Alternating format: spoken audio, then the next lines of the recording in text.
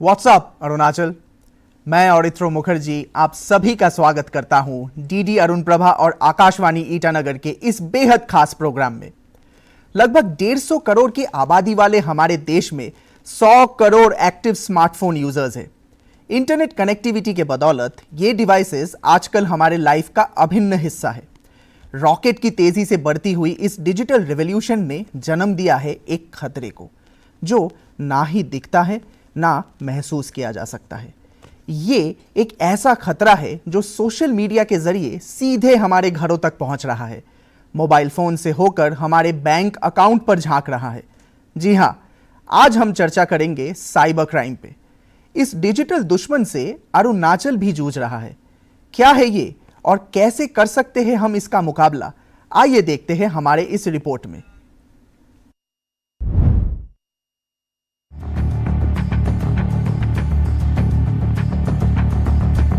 Cyber crime यानी वह अपराध जो इंटरनेट के जरिए किया जाता है। इसके कई चेहरे हैं। सबसे बड़ा खतरा है फाइनेंशियल फ्रॉड। इसमें बैंक अकाउंट की डिटेल्स चुराना और ई वॉलेट फ्रॉड शामिल है। स्कैमर्स गूगल पे और फोन पे पर नकली क्यूआर कोड भेजकर आपका अकाउंट खाली कर देते हैं। इसके अलावा फिशिंग और सोशल इंजीनियरिंग भी होती है, जहां फेक कॉल्स या मैसेजेस के जरिए आपका डेटा चुरा लिया जाता है। वहीं रैनसमवेयर और मालवेयर आपके डिवाइस को लॉक कर देते हैं और फाइल खोलने के बदले पैसे मांगे जाते हैं। आइडेंटिटी थेफ्ट के जरिए लोग दूसरों का नाम इस्तेमाल करते हैं, जबकि साइबर स्टॉकिंग और हरासमेंट के मामले सोशल मीडिया पर बढ़ रहे हैं। डीप इफेक्ट्स में एआई का इस्तेमाल करके नकली वीडियो बनाए जाते हैं और बिजनेस ईमेल कंप्रोमाइज के जरिए बड़े ऑफिसेस को ठगा जाता है। साइबर क्राइम्स का एवोल्यूशन खतरनाक तेजी से हो रहा है। इसी विषय पे विस्तार से चर्चा करने के लिए आज हमारे साथ स्टूडियो में मौजूद है mister B Krong, officer incharge cyber crime police station Itanagar, और doctor Achyut Sarkar, assistant professor department of computer science and engineering NIT Arunachal Pradesh. आप दोनों का बहुत बहुत स्वागत है। Thank you.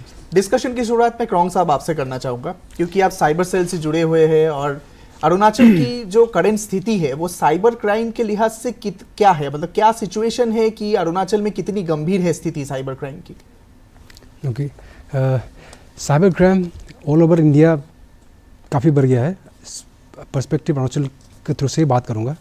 डाटा जो इसका मेंटेन करता है, आपका एक पोर्टल लॉन्च हुआ था 2019 में अगस्त में, MHA I4C Indian cyber crime coordination centre.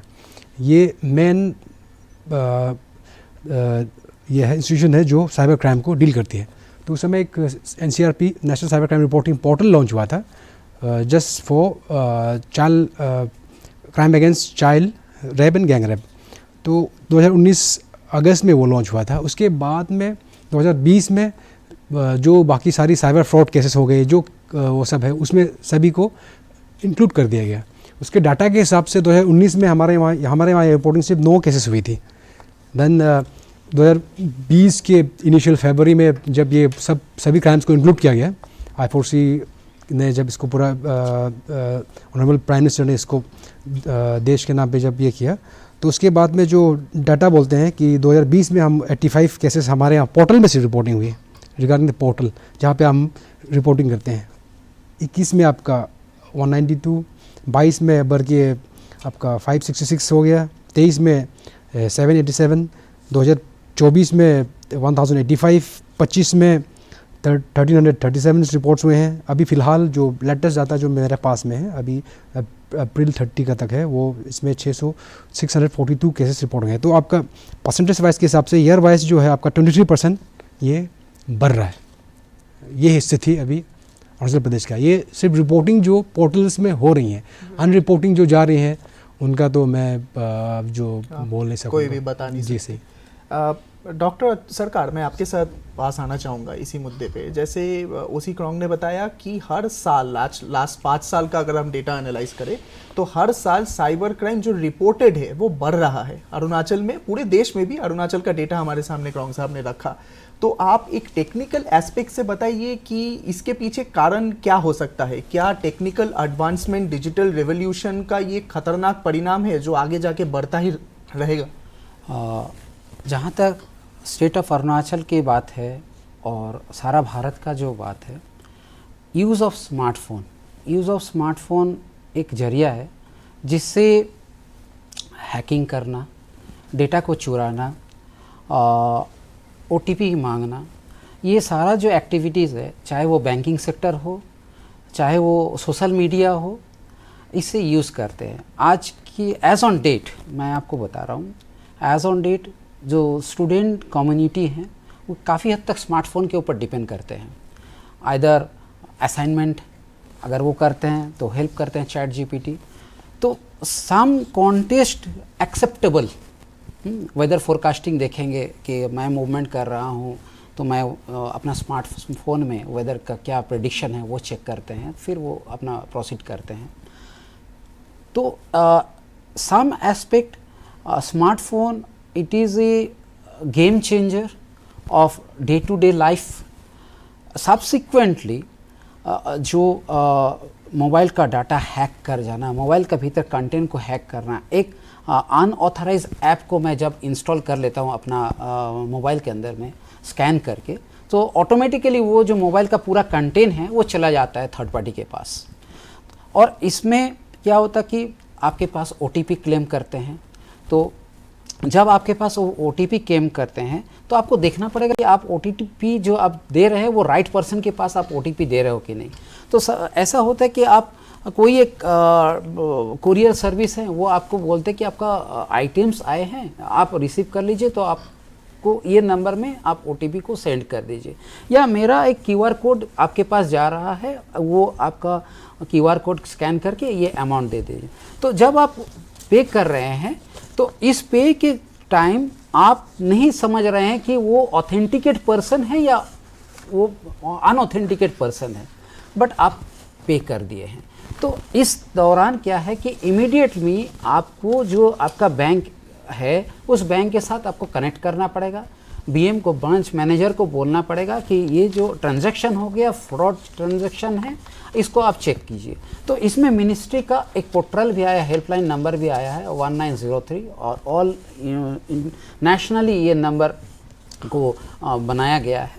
तो आप इसमें जैसे आप अपना बोलते हैं कि हाँ यहाँ पर मेरा जो फ्रॉड ट्रांजैक्शन हो चुका है, I am not receiving any items from the courier service, but I जो है मैं वो मतलब वो ट्रांजैक्शन कर चुका हूँ।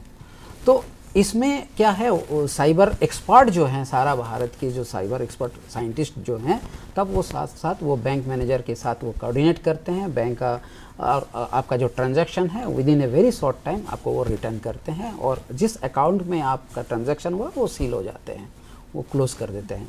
और अगर मैं टेक्निकली एस्पेक्ट से मैं बता रहा हूँ, मशीन लर्निंग आज के तारीख में एक गेम चेंजर है। एनी रिसर्चर, तो चाहे वो कंप्यूटर साइंस हो, चाहे वो इलेक्ट्रॉनिक्स हो, चाहे वो सिविल इंजीनियरिंग हो, तो मशीन लर्निंग में कुछ मॉडल को मैं इम्प्लीमेंट कर सकता हूँ, यूज़ कर सकता हूँ। Supervise model, unsupervise model, neural network, RNN model, NLP model, जब मैं इनको रिसर्च में इम्प्लीमेंट करता हूँ तो मैं इंश्योर हो जाता हूँ कि मेरा यहाँ पर साइबर सिक्योरिटी का जो थ्रेट है वो मैं कम कर सकता हूँ। जी रॉन्ग साहब, मैं आपके पास आना चाहूँगा। एज आप साइबर सेल के इंचार्ज हो अभी ईटानगर में, तो आपने जो डेटा हमारे साथ शेयर किया उसमें थोड़ा सा और बता सकते हैं कि किस तरीके के स्कैम्स सबसे ज़्यादा अरुणाचल में रिपोर्ट हो रहे हैं? कुछ स्कैम्स के बारे में बताइए ताकि हमारे दर्शकों को पता चले, वो ज़्यादा सतर्क हो कि ऐसी चीज़ें हमारे साथ आगे जाके ना हो। कौन से ऐसे स्कैम्स हैं जो ज़्यादा हो रहे हैं रिपोर्ट? इसमें वैरायटी ऑफ केसेस रिपोर्ट हो रही हैं इसमें, और इसमें ऐड करना चाहूँगा कि जो अच्युत सर को मैं थोड़ा सा करेक्शन करना चाहता हूँ कि नेशनल टोल फ्री नंबर है 1930 is the national toll free number. आप कॉल कर सकते हैं, वहाँ पे हम लोग का there is only one lone PS in all over Arunachal Pradesh, this cyber crime PS which I am heading. और आपका पोर्टल है रिपोर्टिंग का www.cybercrime.gov.in। ये वेबसाइट में जाके आप रिपोर्ट करेंगे तो आपका रिपोर्ट जो है हमारे पोर्टल में लैंड हो जाएगा। Regarding back to your question, आपने जो पूछा कि pattern of crime, cyber crime varieties हैं। डिजिटल अरेस्ट, रिसेंटली जस्ट अभी आने से पहले एक हफ्ता पहले मैंने केस रजिस्टर किया है पासीघाट से एक लेडी टीचर थी, जी उनके साथ में डिजिटल अरेस्ट का जी 17 लाख का फ्रॉड हुआ। जी जी जी देन फेक पार्सल केसेस जिसमें आपको डिफेंड करेगा सोशल मीडिया के थ्रू से कि एंड देन आपको बोलेगा कि फ्रॉम बाहर से कि मैं आपको कुछ कुरियर भेज रहा हूँ बाहर से। देन आफ्टर 3-4 डेज़ आपको कॉल आएगा कि आपके जो नाम में जो पार्सल आया है उसमें कुछ नारकोटिक्स कुछ आपका जो सब्सटेंस जो है आपका बैंड सब्सटेंस वगैरह आपका एयरपोर्ट में सीज हुआ है। Then they will start blackmailing you. इसी प्रकार का केस रिसेंटली पासीघाट से रिपोर्ट हुआ है 58 लाख का। एक बिजनेस मैन है और वाइफ है, they were due 58 lakh. And then सबसे हाईएस्ट अभी तक रिपोर्टिंग हुआ है 3 करोड़ का, जिसमें फैक स्टॉक केस जिसमें एक नर्स है अनफॉर्चुनेटली शी गॉट ड्यूप्ड। उसमें फेक स्टॉक में उनको इन्वेस्ट कराया गया एक वेबसाइट फेक में। जब वो पैसा डालती हैं तो उसमें हाइक दिखाता है कि वेबसाइट में आपका इतना, जब वो पैसे को ड्रॉ करने करती हैं तो then they ask for the commission, इतना आपको पे करना पड़ेगा। Then it's keep going on, ऐसा होकर उन्होंने 3 करोड़ पे किया। देन छोटा मोटा केसेस जिसमें कम आपका वर्क फ्रॉम होम, आपको शुरू में 500, 600, 1000 रुपये का आपको वर्क फ्रॉम होम का काम देगा। देन आपको बोलेंगे आप उसमें इन्वेस्ट करिए थोड़ा सा। देन ऐसा करते करते जब आप ज़्यादा इन्वेस्ट कर देंगे तो आपको ड्यूप करते हैं। और एक सबसे यंग एज वाले ग्रुप में सबसे ज़्यादा क्राइम ये वाला है गेमिंग ऐप का, जिसमें फ्रॉडस्टर जो हैं उनको ऑनलाइन गेमिंग में ड्यूप करेंगे, या फिर उनका कोई गेम का कोई अकाउंट होगा तो इसमें लेवल रहता है। जैसे कि आपका मोबाइल लेजेंड्स गेम हो गया, बहुत सारे ऐसे गेम्स हैं जिसमें वो अपना गेम को बेचना चाहते हैं। तो फ्रॉडस्टर जो है उनको कांटेक्ट करेगा। देन उनका वंस उन्होंने अपना क्रेडेंशियल्स पूरा दे दिया है, ईमेल आईडी वगैरह ओटीपी दे दिया, देन वो लेके वहाँ से इसको आइडेंटिफाई कैसे करें कि मेरे साथ ऐसा कुछ हो सकता है? What are the common pointers which you would like to share from your experience कि इसको आइडेंटिफाई कैसे करें कि ये एक स्कैमर हो सकता है या मेरे साथ गलत हो सकता है? कुछ ऐसे है जो टिप्स आप शेयर करना चाहें?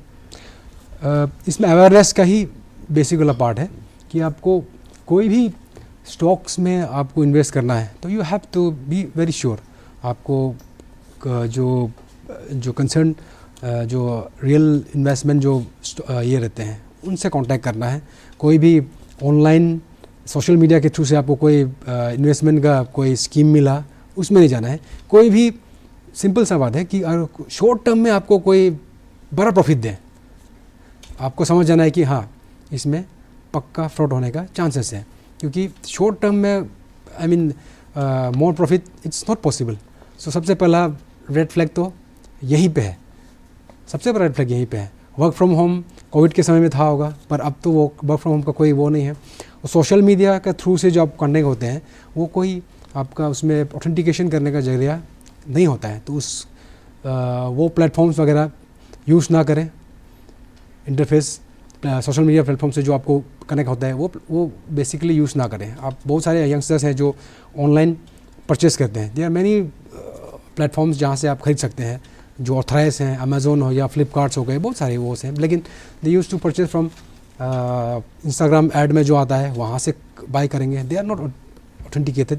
सो वहाँ पे आपको ये जानना पड़ेगा कि आपको शॉर्ट टर्म में मोर बेनिफिट, आपको सोशल मीडिया इंटरफेस जो है कि जो सोशल मीडिया में जो दिखता है वो होता नहीं है, वो आपको जानना पड़ेगा। अवेयरनेस ही है और बेसिक जो मोबाइल लिटरेसी होना है वो हमारे यहाँ में हमारे सिटीजन्स में कम है।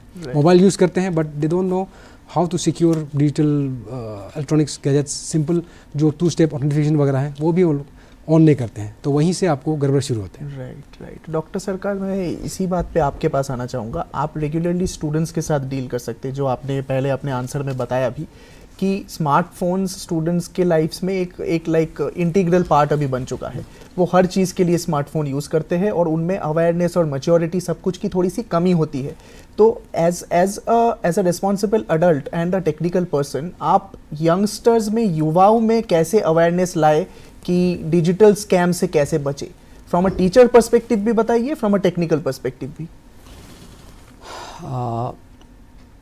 सोशल मीडिया का अगर रेस्पेक्ट में मैं बताऊं तो सोशल मीडिया जहां तक है उसके लिमिटेशन में आपको रहना है।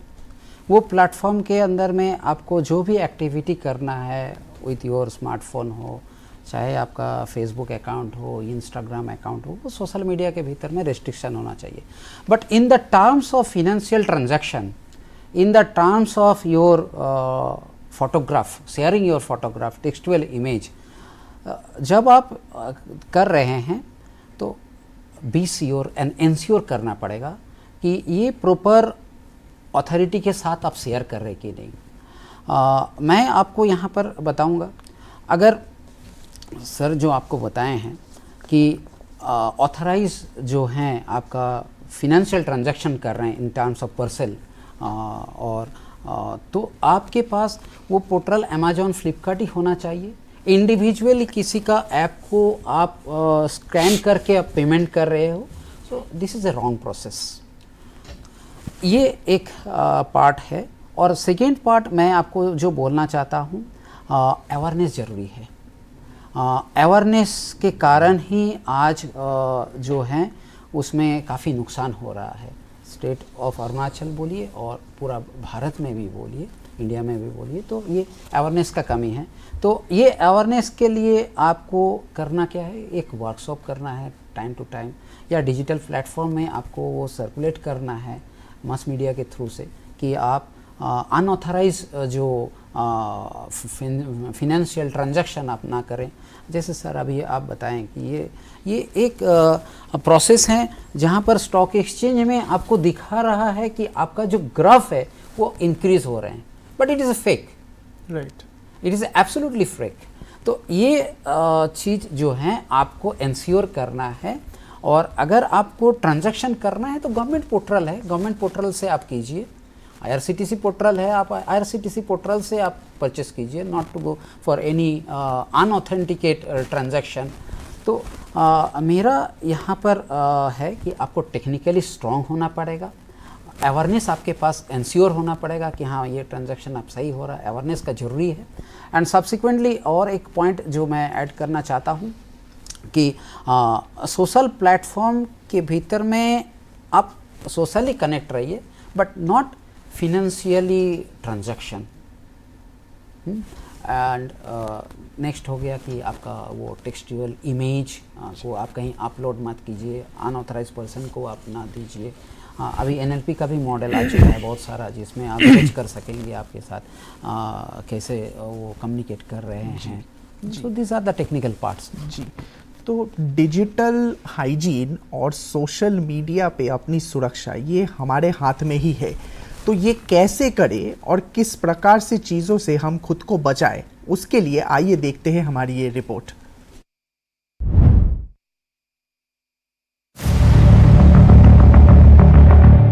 छोटी छोटी सावधानियां आपको साइबर क्राइम से बचा सकती हैं। सबसे पहले क्या करें? अपने अकाउंट्स के लिए हमेशा स्ट्रॉन्ग अल्फा न्यूमेरिक पासवर्ड रखें और 2 फैक्टर ऑथेंटिकेशन ऑन रखें।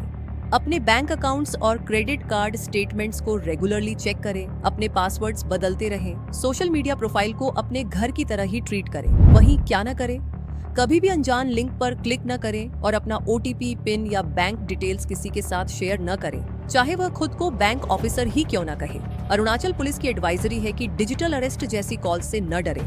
पुलिस कभी भी वीडियो कॉल पर अरेस्ट नहीं करती। साथ ही सोशल मीडिया पर मिलने वाले फेक लोन ऐप्स या इन्वेस्टमेंट स्कीम्स से बचें। किसी भी ऐप को सिर्फ गूगल प्ले स्टोर या एप्पल ऐप स्टोर से ही डाउनलोड करें। अपने जरूरी डॉक्यूमेंट्स और ID प्रूफ्स सोशल मीडिया पर शेयर न करें। अगर आप साइबर क्राइम का शिकार होते हैं तो तुरंत national cyber crime helpline number 1930 पर कॉल करें। आप अपनी शिकायत cybercrime.gov.in पर भी दर्ज कर सकते हैं। ईटानगर में आप SP ऑफिस, गंगा मार्केट के पास स्थित साइबर पुलिस स्टेशन भी जा सकते हैं। जैसा कि हमने बताया कि डिजिटल हाइजीन और साइबर क्राइम से बचना हमारे हाथ में ही है, लेकिन ऐसा क्या होगा अगर हमारे साथ इतनी सावधानी बरतने के बाद भी कुछ अनहोनी हो जाए? तो उसके लिए ही मैं क्रॉन्ग साहब आपके पास आना चाहूँगा। अगर मान लीजिए मैं एक आम नागरिक हूँ, मैंने बहुत सारी सावधानी बरती, उसके बावजूद भी एक नया स्कैम आया और उसके ज़रिए मेरे 50,000 रुपये बैंक अकाउंट से गायब हो गए, तो मैं सबसे पहले क्या करूँ?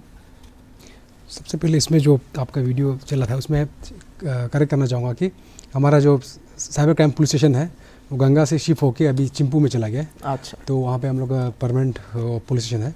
तो रिगार्डिंग ये क्वेश्चन कि क्या करें, जैसे कि आपके शॉर्ट वीडियो में बताया गया है 1930 टोल फ्री नंबर है, आप कहीं से भी कॉल कर सकते हैं।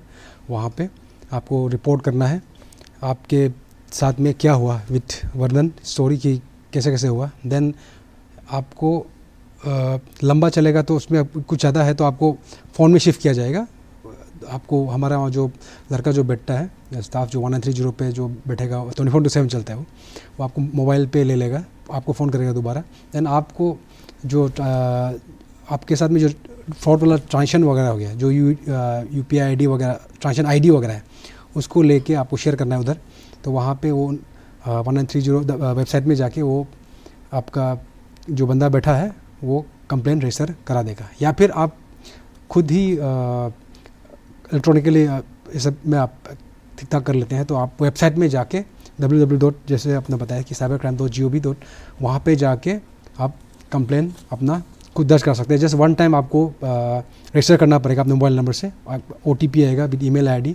देन आपको लॉगिन करना है दोबारा वहाँ जाके। देन आपके साथ में जो वहाँ पे सिंपल फॉर्म्स फिलअप करना पड़ेगा, आपका नाम, एड्रेस वगैरह, देन UTI ID जहाँ पे आपका विक्टिम का जो अकाउंट जहाँ से लॉस हुआ, देन सस्पेक्ट का जहाँ पे हुआ with transaction ID with amount जितना का हुआ, तो आपको वो वहाँ पे फिलअप करना है और सबमिट कर देना है।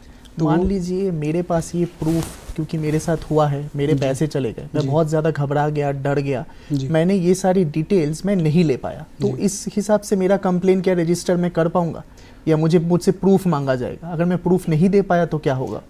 Cyber crime fraud, cyber crime financial frauds, then आपका बहुत सारा जो अलग अलग फ्रॉड्स भी रहता है कि चाइल्ड या फिर पोर्नोग्राफी का हो गया, कुछ मोलेस्टेशन जो क्राइम अगेंस्ट वुमेन का हो गया।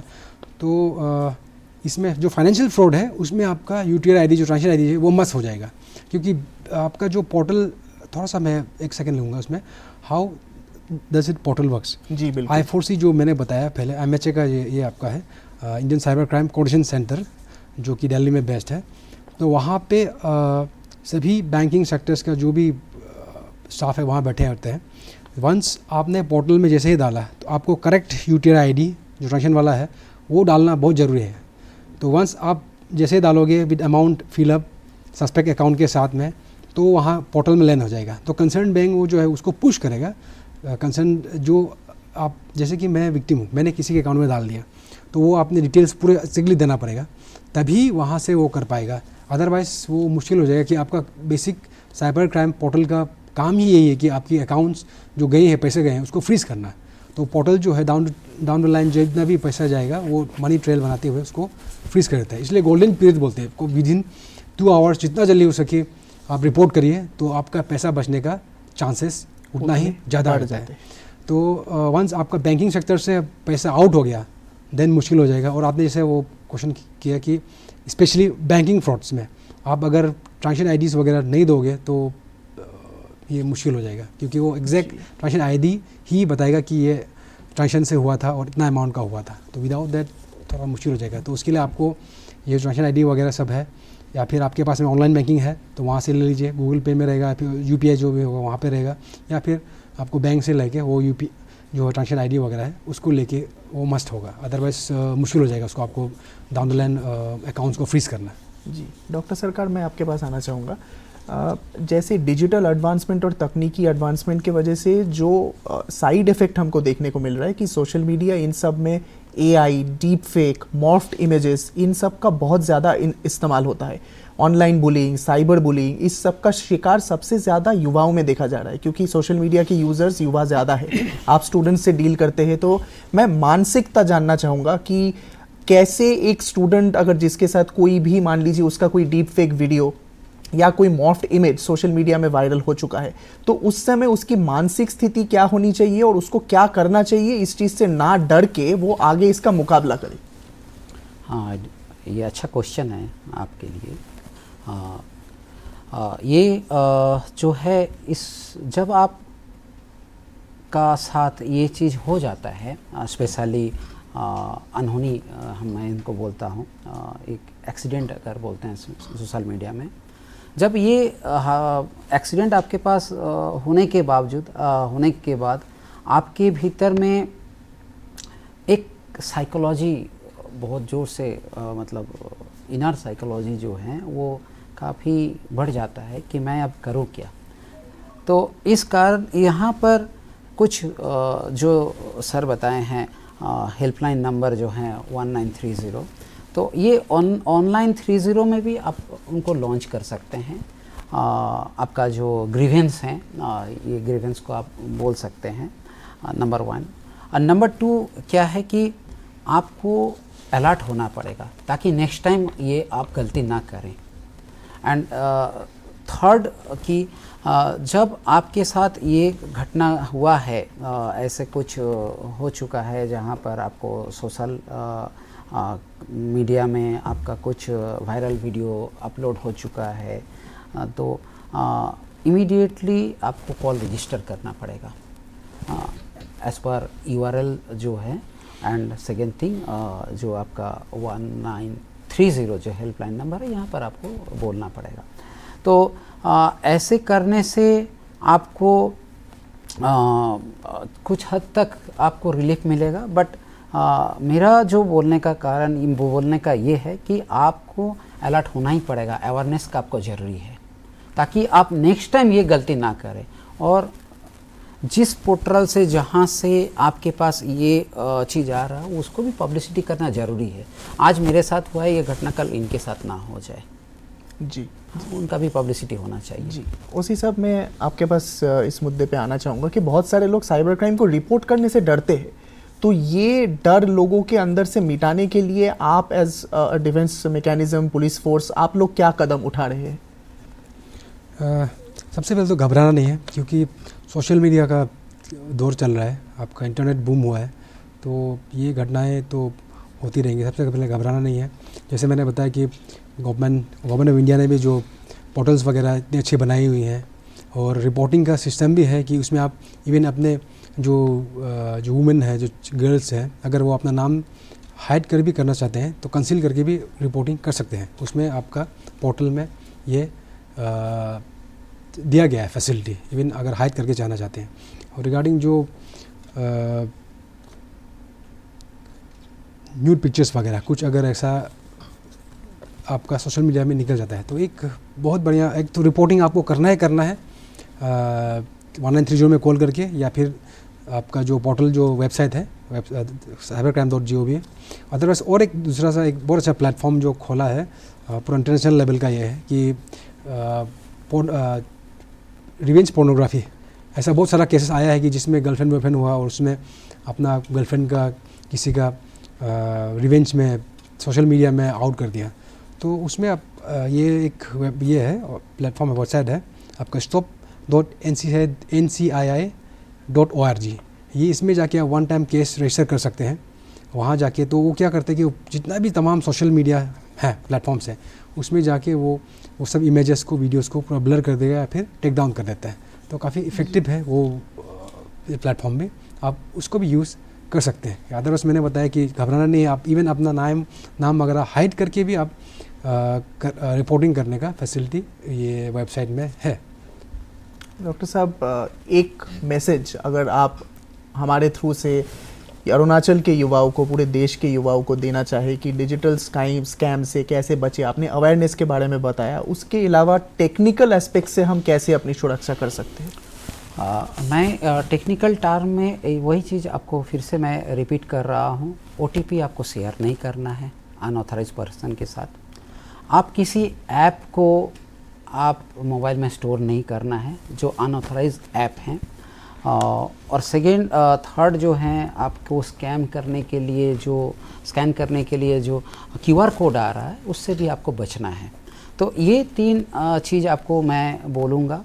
और सेकेंड ये है कि आप जब सोशल मीडिया को यूज़ कर रहे हैं तो सोशल मीडिया जो है वो पर्सनल में ना चला जाए, in terms of transaction, in terms of money laundering, in terms of अपना वीडियो। ये कभी कभी क्या होता है कि आपके साथ गलत भी हो सकता है, तो इससे थोड़ा आपको बचना है। और बहुत सारा आर्टिकल है, रिसर्च पेपर है जहाँ पर आपको पढ़ना है। जब आप पढ़ेंगे, अवेयरनेस स्कीम है, गाइडलाइंस है।